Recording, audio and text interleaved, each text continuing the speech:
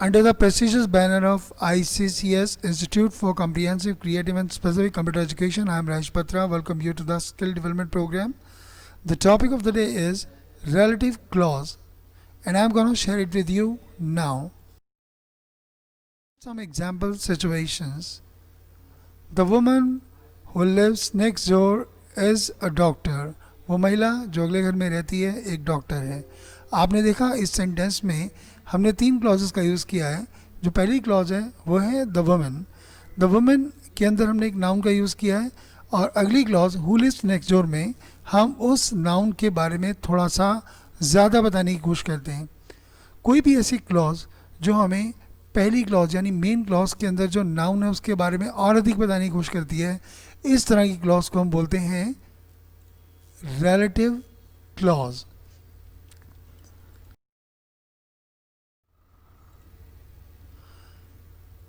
An architect is someone. Architect वो व्यक्ति होता है जो यानी हु डिज़ाइंस बिल्डिंग्स को डिज़ाइन करता है. आपने इस सेंटेंस में देखा हम बात करें एक आर्किटेक्ट की जो कि एक नाउन है, और अगली क्लॉज में हमने उस आर्किटेक्ट के बारे में थोड़ा सा और बताने की कोशिश की. यानी वो आर्किटेक्ट क्या करता है, उस आर्किटेक्ट के बारे में हम और क्या बता सकते हैं. दैट इज़ जब भी हमें ऐसा कुछ करना होगा तो हम एक रिलेटिव क्लॉज का इस्तेमाल करेंगे. और जैसा मैंने पिछले सेंटेंस में आपको बताया था कि रिलेटिव क्लॉज की शुरुआत या तो हु, दैट या विच में से किसी एक रिलेटिव प्रोनाउन से होती है. यहाँ हु का मतलब है जो, तो हु डिज़ाइंस बिल्डिंग एक रिलेटिव क्लॉज है.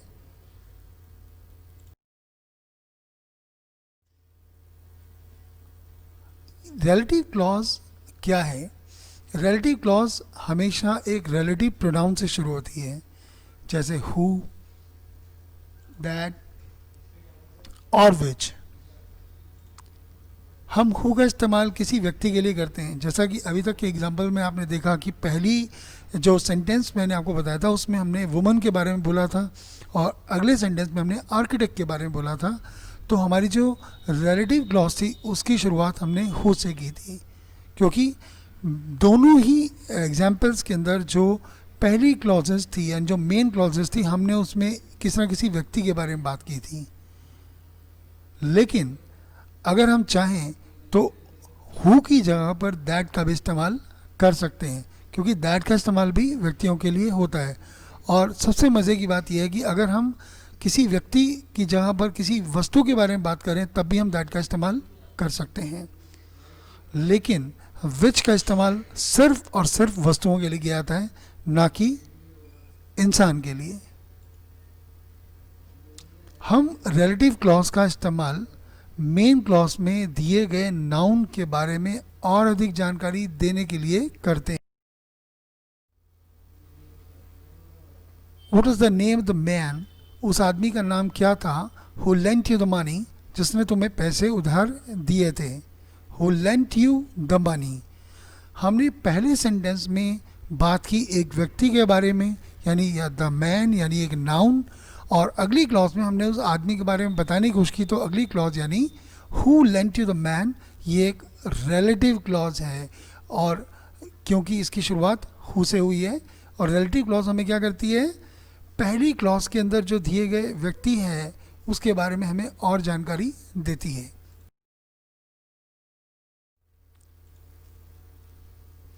The man who lives next door is friendly.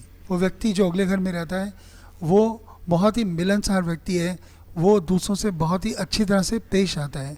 आपने नोटिस किया इसके अंदर हमने हु वर्ड का इस्तेमाल किया है, क्योंकि हमारी जो मेन क्लॉज थी उसके अंदर हमने एक नाउन का इस्तेमाल किया हुआ था और वो एक ह्यूमन बीइंग है यानी the man.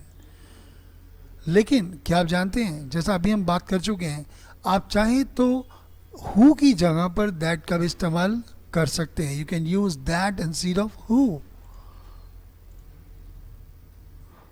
The man that lives next door is friendly. अभी तक के जितने भी एग्जाम्पल्स में हमने बात की है, हमने ह्यूमन बीइंग के बारे में बात की है, इंसानों के बारे में बात की है, तो हम वहाँ पर हु की बजाय दैट का भी इस्तेमाल कर सकते हैं.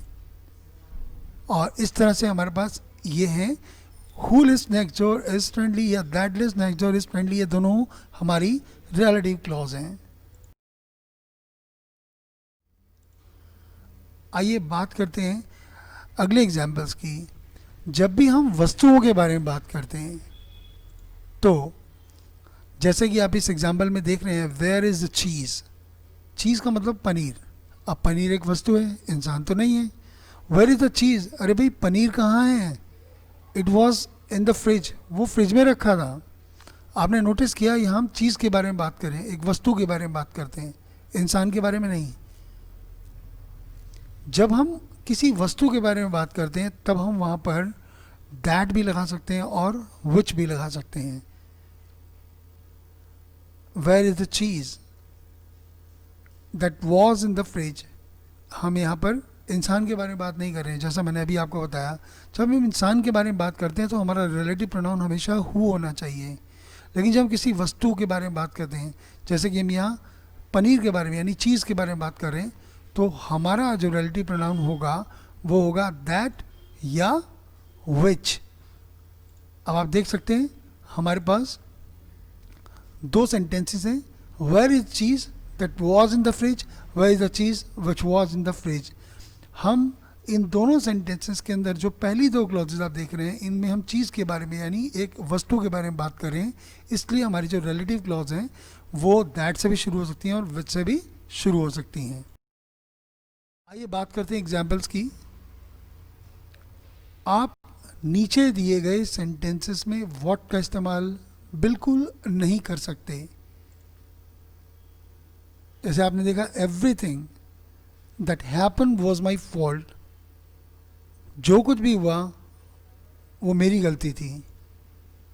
इस सेंटेंस में हमने यूज़ किया that happen was my fault. लेकिन आपने देखा होगा कई लोग इस तरह के सेंटेंसेस में व्हाट लगाने की कोशिश करते हैं, तो व्हाट लगाना यहाँ थोड़ा गलत हो जाएगा। तो ऐसा कभी ना कहें, नेवर से, ऐसा कभी ना कहें everything what happened was my fault, क्योंकि ये कहना थोड़ा सा गलत होगा। तो everything what happened was my fault एक गलत उदाहरण है, क्योंकि व्हाट का मतलब होता है द थिंग्स दैट, वो वस्तु जो, वो बात जो। अब मान लीजिए हमें व्हाट लगाना ही है, तब हम कैसे बोलेंगे? तो हम बोलेंगे what happen was my fault, जो हुआ वो मेरी गलती थी। इसके साथ ही आज आपने देखा कि हमने बात की रिलेटिव प्रोनाउन की। आई होप आपको बहुत मज़ा आया होगा। With that the topic is over and thanks for being with me. Have a nice day.